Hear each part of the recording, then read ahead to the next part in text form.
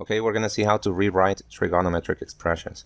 Our objective in here is to change the given terms that are in multiple types of ratios and to transform them into a single type of ratio. It is allowed to leave constants. There's no problem with that. The only thing in this case that cannot exist is two different types of terms.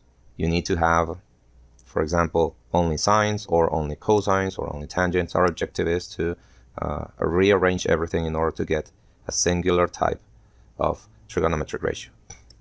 The process we're going to use is substitution. Sometimes we're going to cancel or do certain operations. And in order to substitute, we're going to have to recur to trigonometric identities. We're going to use the three types of trigonometric identities.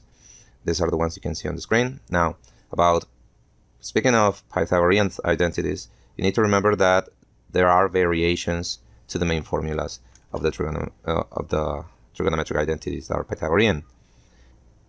And you can obtain them by moving terms. Like, for example, the original identity is sine squared plus cosine squared equals 1. If I pass the sine squared to subtract to this side, I will get a variation like cosine squared equals 1 minus sine squared. So that's what happens with tangent square. And remember, though, even it's not here, we are going to use, or we can also use, a trigonometric identity related to cotangent square, which will be square cosecant minus 1. Yes. So let's see some exercises and start working on this. So exercise 1, we're asked to express in terms of sine the following expression.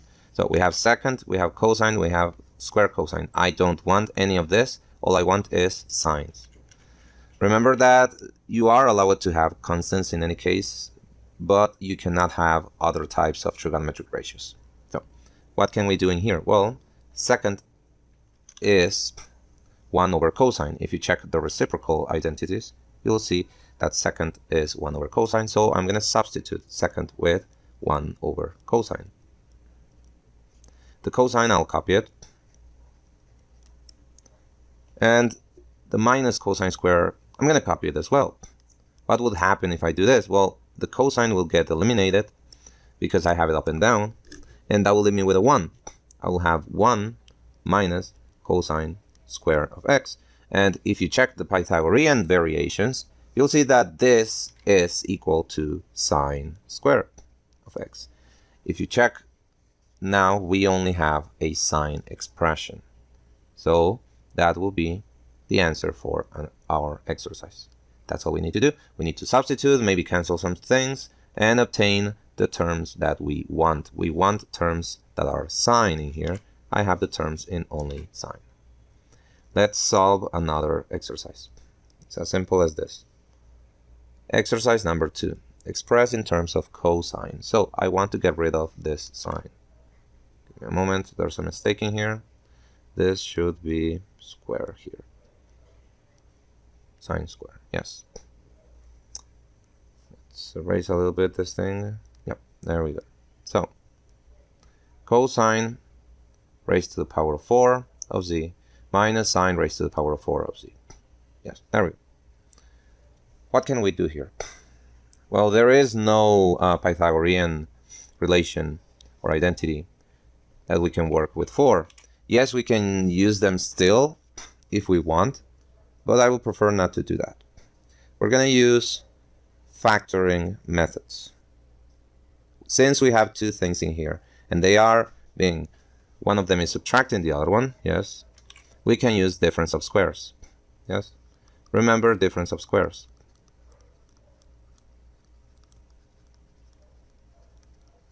Difference of squares tells me that if I have something subtracted with another thing, I can get square root of both of those things and place them in parentheses with a plus and with a minus. And that is exactly what I am going to do here. So that is difference of squares. Cosine raised to the power of 4, the square root of that will be cosine squared. The square root of sine raised to the power of 4 will be sine squared. So I can write them as parentheses cosine square of z plus sine square of z times cosine square of z minus sine square of z.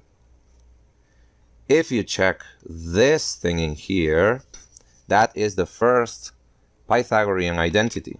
Cosine square plus sine square, or sine square plus cosine square, will give you 1. That 1 is going to be multiplied with cosine square of z. And since I want to change the sine to cosine, I can use the variation of Pythagorean identities.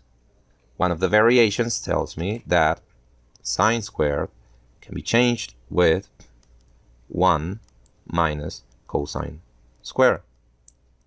And that is exactly the Pythagorean identity I used before. The 1 minus cosine square gets transformed into sine square, and vice versa. So I'm going to transform the sine square into 1 minus cosine square. Well, if I multiply 1 with those things, I get the same thing. So I'm just going to copy cosine square of z. The minus will affect both of these terms inside parentheses, so minus times 1 will be minus 1. Minus times minus will be plus cosine square of z. I'm going to simplify like terms since I have the same cosine square. Cosine square plus cosine square will give me 2 cosine square of z minus 1. And that's it. I have everything in terms of cosine. Remember that there is no problem if you have constants. As long as the trigonometric ratios that are used are only cosine in here, we're fine. So this will be the answer for this exercise. Let's do another one. Express in terms of sine. Okay, now I'm looking for sine. Only sine. No tangent, no cosine, no cotangent. So if you see in here, I have a parenthesis, and this will be basically a multiplication using distributive properties. So let's multiply first. Tangent times cosine will be tangent times cosine. And tangent times cotangent will be, well, tangent times cotangent. Now, what is tangent? Well, if you check the reciprocals, if I'm not mistaken, no, the quotient identities.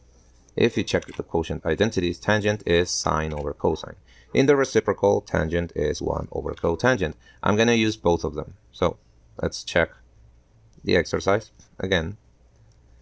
Tangent is going to be sine over cosine. I'm going to copy cosine.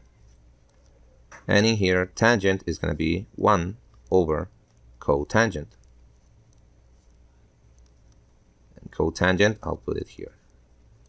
So what's going to happen? Well, cosine gets eliminated, right? I have it up and down. Same thing with cotangent. What would that leave me with? It would leave me with sine and positive 1. There you go. In terms of sine, I have sine in here and a constant. So there's no problem with that. Next exercise. We're looking for cotangent in here. So I'm looking for this. Cotangent of x.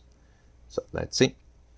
I have cosecant in here, and I have minus 3 over sine divided by sine. I'm going to use distributive property of division, or in other words, I'm going to split the fraction into 2 fractions. Cosecant of x divided by sine x minus 3 sine of x divided by sine of x. What is going to happen here? Well, obviously, sine is going to get cancelled with sine.